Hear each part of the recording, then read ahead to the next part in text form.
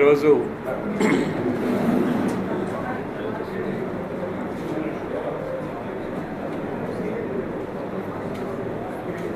Parliament క్యాండిడేట్గా Bharatiya Janata party తరఫున, తెలుగుదేశం తరఫున, జనసేన తరఫున నన్ను పోటీ చేయమని కోరిన నా పార్టీ పెద్దలందరికీ నా హృదయపూర్వక వందనములు. ఈరోజు మేము జయరాం రెడ్డి గారు తమ్మలపల్లి క్యాండిడేటు, జయచంద్రారెడ్డి గారు, మన బాబు అసలు పేరు చెల్లా రామచంద్రారెడ్డి, ఉంగునూరు, షాజాన్, మేమిద్దరం కలిసి పనిచేసాం 5 సంవత్సరాలు. కిషోర్ కుమార్ రెడ్డి, రాంప్రసాద్ కూడా వాళ్ళ తండ్రితో పనిచేసా, వాళ్ళ చిన్నాయనతో పనిచేసా, భాస్కర్. మేమందరం కలిసికట్టుగా రాజంపేట క్యాండిడేటు నిన్నే సార్ అయినాడు కాబట్టి ఈరోజు రాలేకపోయారు. మేమందరం కలిసికట్టుగా ఏ విధంగా రాజంపేట పార్లమెంట్లో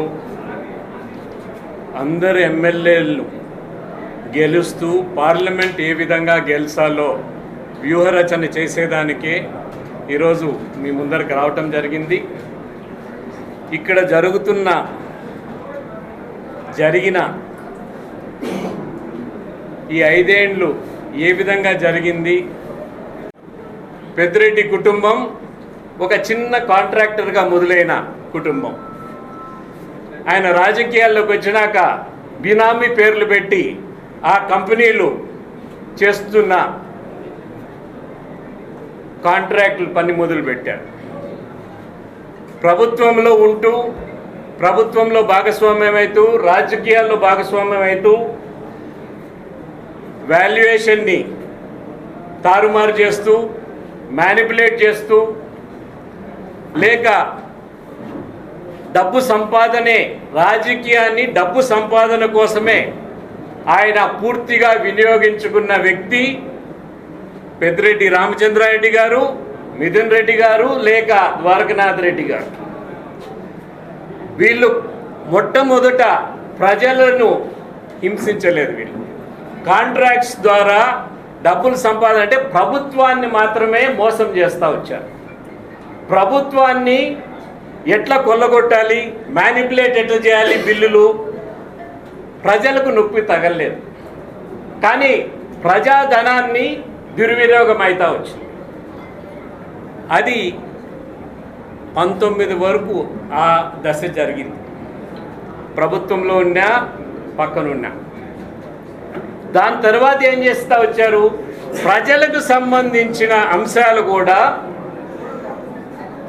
పాలు, మామిడి పండ్లు ఈ రేట్లు కూడా రైతులకు అన్యాయం చేసే విధంగా, మోసం చేసే విధంగా, రైతులు డబ్బు కొట్టే విధంగా చేస్తూ వచ్చారు.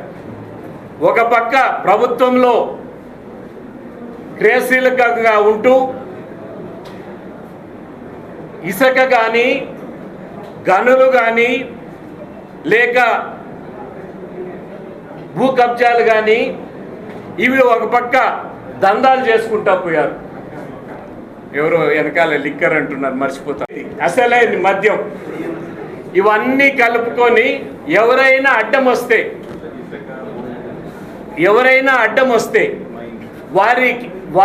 వాళ్ళని అణిచివేసేదానికి పోలీసుని వినియోగించుకొని దొంగ కేసులు పెడతా, ప్రజలను హెరాస్ చేస్తా, ఒక్కొక్క కాన్స్టిట్యున్సీలో 1000 కేసులు, దొంగ కేసులు ఇబ్బందులకరం చేస్తూ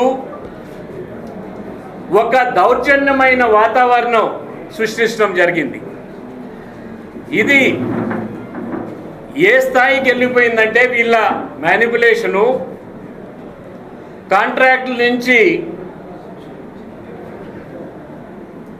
చిన్న స్థాయి. అది కాంట్రాక్ట్ భారత రాజ్యాంగం ప్రకారం ఎన్నికలు జరుగుతూ ఉంటే తిరుపతి ఎన్నికల్లో 35,000 దొంగోట్లు 35,000 దొంగోట్లు మ్యానిపులేట్ చేసే విధానికి చేరిపోయింది. ఇది ఏదైతే ఎపిక్ కార్డ్స్ అంటారో, ఎలక్టర్స్ ఫోటో ఐడెంటిటీ కార్డ్స్, 35,000 కార్డులను కేవలం తిరుపతి బై ఎలక్షన్లో ఒక్క నియోజకవర్గంలో మాపింగ్ చేశారు. పూర్తిగా ప్రజాప్రతినిధులు ఏమి చేయకూడదో, అన్యాయానికి పాల్పడకూడదు, దాని ఎలక్షన్ సిగ్నిఫికెన్స్ కూడా లేదు. ఒక పార్లమెంట్లో బై ఎలక్షన్లో పూర్తిగా ప్రభుత్వం మారదు, కేంద్రంలో లేక ఇక్కడ రాష్ట్రంలో ప్రభుత్వం మారదు. ఇన్సిగ్నిఫికెంట్ ఎలక్షన్, గెలిచినా ఒకటే, ఓడిపోయినా ఒకటి. అటువంటి ఇన్సిగ్నిఫికెంట్ ఎలక్షన్లోనే ఒక్క నియోజకవర్గంలో 35,000 ఓట్లను వాళ్ళు తారుమారు చేశారంటే వారి వల్ల కలెక్టర్లు, పోలీస్ ఆఫీసర్లు అందరూ సస్పెండ్ అయ్యారు. అసలు ఈ అంశం అంతా కూడా సూత్రధారి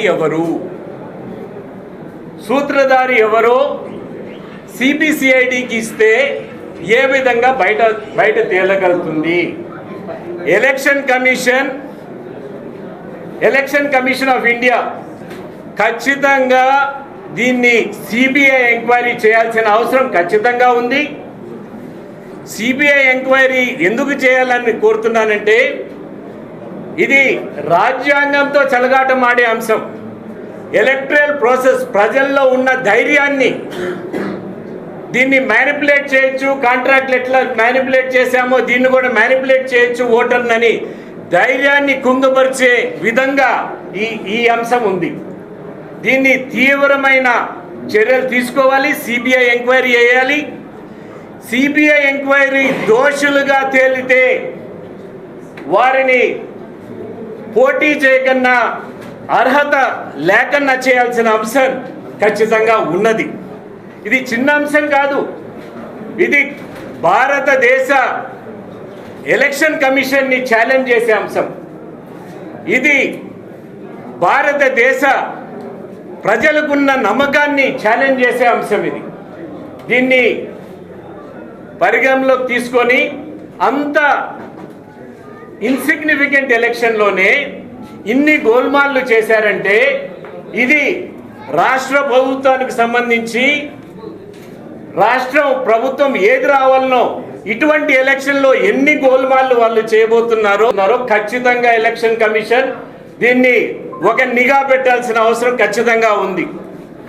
స్వేచ్ఛగా ఎవరి ఓటు వారు వేసుకునే విధంగా ఎలక్షన్ కమిషన్ చర్యలు తీసుకొని ప్రజలకు వారి ఓటు వారు స్వేచ్ఛగా వేసుకునే విధంగా నిర్మమాటంగా వారు ఎవరికి ఓటు వేయాలనో వాళ్ళు వేసుకునే విధంగా చేయాల్సిన బాధ్యత, సెక్యూరిటీ ఓటర్లకు ఇవ్వాల్సిన బాధ్యత ఖచ్చితంగా ఉంది.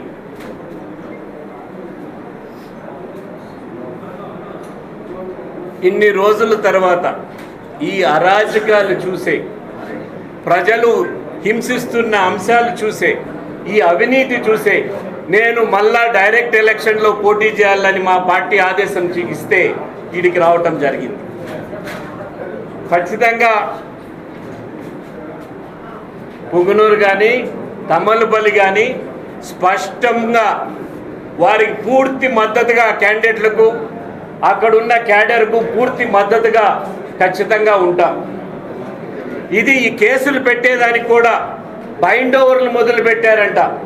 కేసులు, దొంగ కేసులు పెట్టి దానిపైన బైండ్ ఓవర్, ఇవన్నీ కూడా ఎలక్షన్ కమిషన్ పరిగణనలోకి తీసుకోవాల్సిన అవసరం ఖచ్చితంగా ఉన్నదని తెలియజేస్తున్నా. ఇది మొట్టమొదటి ప్రెస్ కాన్ఫరెన్స్, అందుకని దీన్ని మించి నేను పోదలుచుకోలేదు. కేవలం మేమంతా కలిసికట్టుగా ఈ ఎలక్షన్ గెలిచేదానికి ఏ విధంగా వ్యూహం రచన చేసుకోవాలి, రాబోయే కాలం ఈ రాష్ట్రంలో తెలుగుదేశం, జనసేన, బీజేపీ కలిసి రాష్ట్ర ప్రభుత్వం ఏ విధంగా అధికారంలో ఖచ్చితంగా వస్తుంది, ప్రజలు ఈ 3 పార్టీలు కలిసి ఓటేసేదానికి ఖచ్చితంగా ఉంది. కేంద్రంలో మోడీ గారి ప్రభుత్వం ఖచ్చితంగా వస్తుంది.